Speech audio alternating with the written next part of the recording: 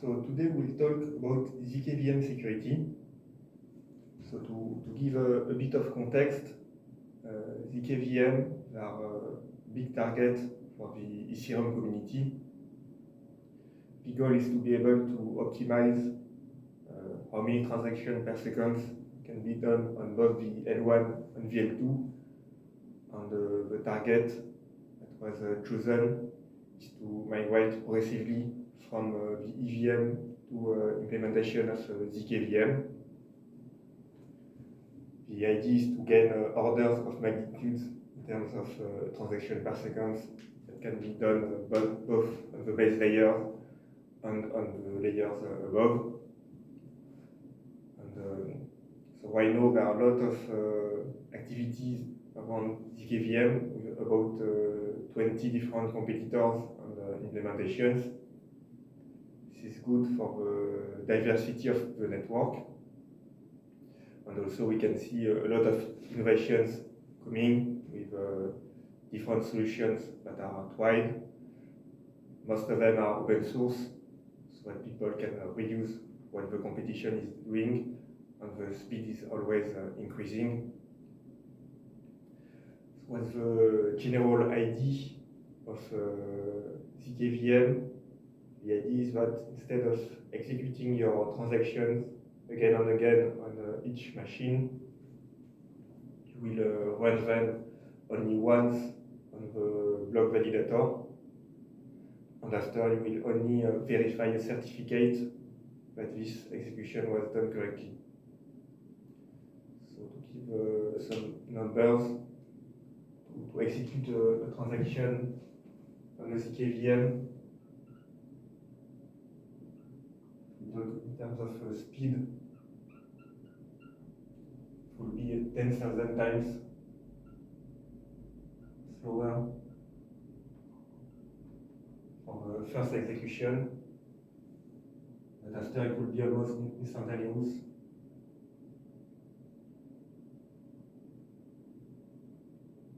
For the validation.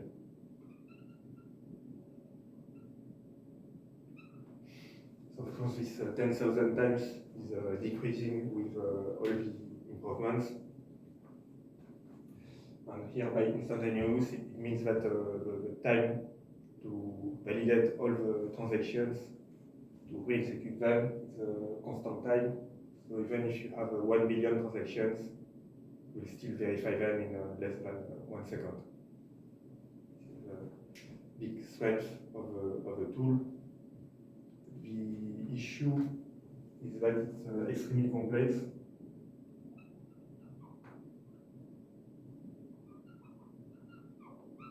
In terms of technology, and also with the complexity comes security issues.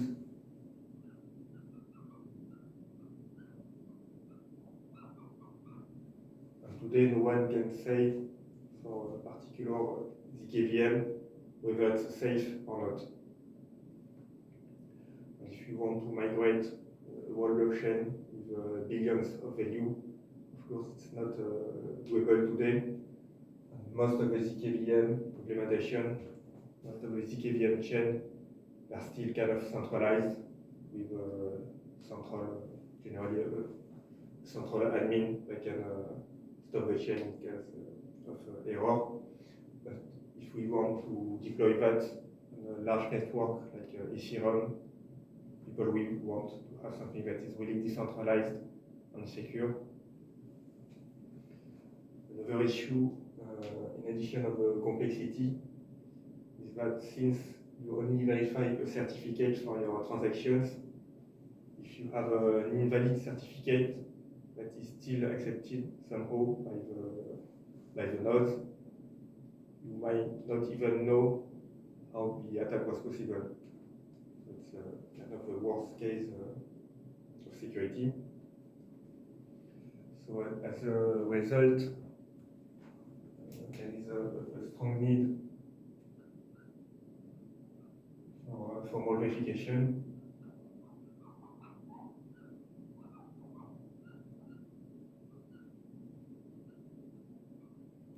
This is a solution that was identified with formal verification, the idea is to analyze the code for all possible inputs in order to make sure that there are no possible bugs.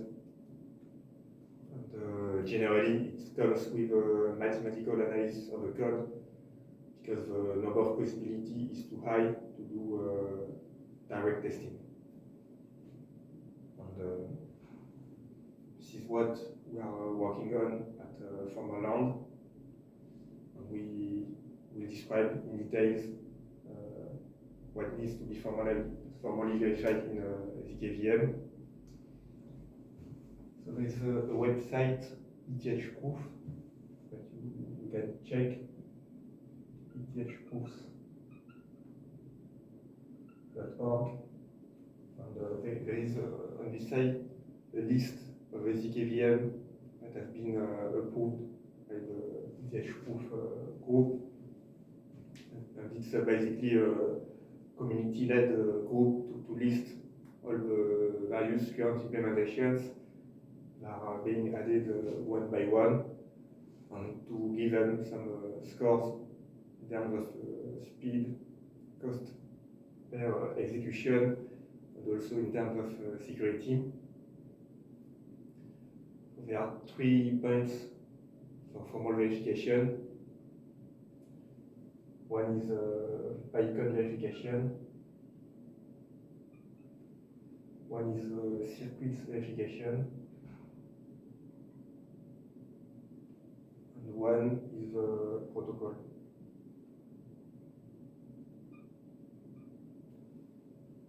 So in order to be all green on the security side for the formal verification, you need to have these 3 parts formally verified in ZKVM. And today none is verified for none of the points. So to understand what these different points mean, you can look at how it works. So the idea of ZKVM is to validate the smart contract execution of the transactions that are a particular case of smart contract execution. And you will have several layers. Today, when you run a smart contract, you have some EVM bytecode.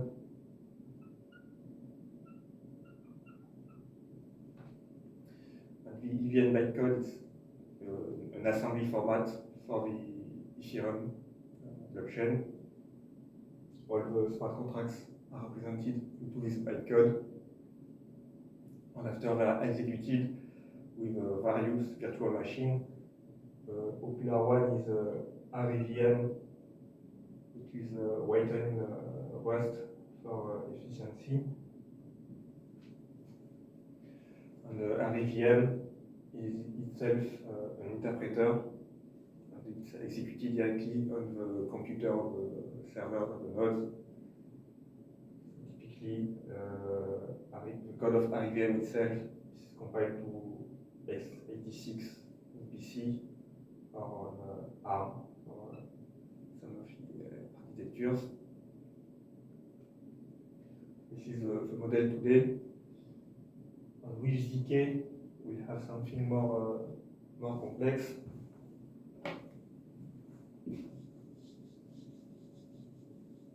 So we still have the EVM bytecode. The idea is that for the user point of view, migrating to ZK does not change anything. This EVM bytecode is still executed by REVM. So you have the REVM for Rust EVM. And now you will compile it to a specific assembly language using the Rust compiler. So what people are choosing most of the ZKVM is the RISC-V assembly language. An advantage of RISC-V is that it's a small instruction set with about 30 operators, so it's simpler to implement. After you have an additional layer with the ZKVM, which will execute this file code, but it will generate a certificate.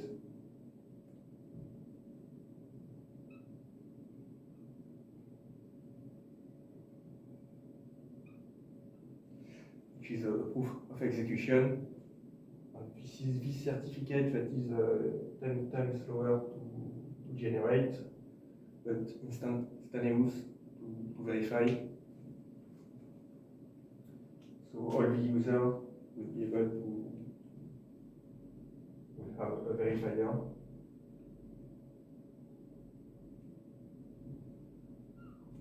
Check this certificate and make sure that the chain is in a correct state. Or for the case of layer 2, this verifier will be directly in smart contracts of the layer 1 to verify that the layer 2 are correctly structured. So if we zoom in the ZKVM, you will have a rather complex implementation with many layers. The two main ones are the ZK circuits.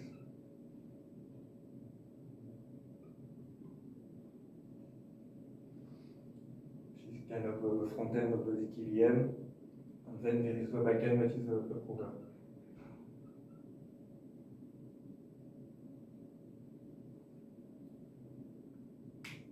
This is what here needs to be verified, and the analogy of the circuits is with silicon circuits that are able, that are the way to implement normal CPUs.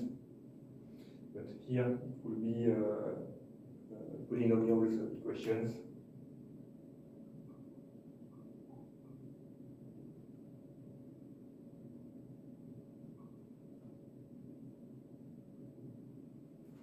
Which are supposed to have a unique solution, that is how to execute this file instruction each cycle. This is obviously a complex part, and this is where formal verification for the circuits enters. And after we have also to verify the RISC file that is fed to the ZKVM to check that it was correctly compiled by the Rust compiler. And also to check that the code of REVM is a correct implementation of the EVM specification.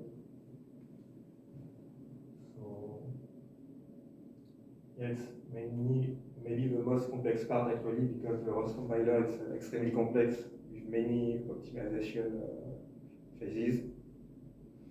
And it should be a compiler that is quite safe, as it's used by a lot of people.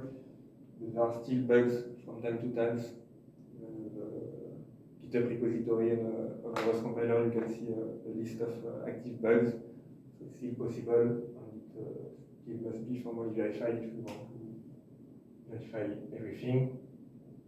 And finally, the last layer, more at the cryptographic protocol level, is about verifying the prover that is generating the certificate together with the verifier. The verifier is generally a rather short code, maybe less than 1,000 lines. But if there is a bug in it, of course, it will accept wrong certificates, and you will be able to, the attacker will be able to run invalid transactions and steal a lot of money. So this part needs to be verified also. And yes, that's it for today. We'll zoom in next time into how to verify the circuits, which is the part we are currently working on. Thanks.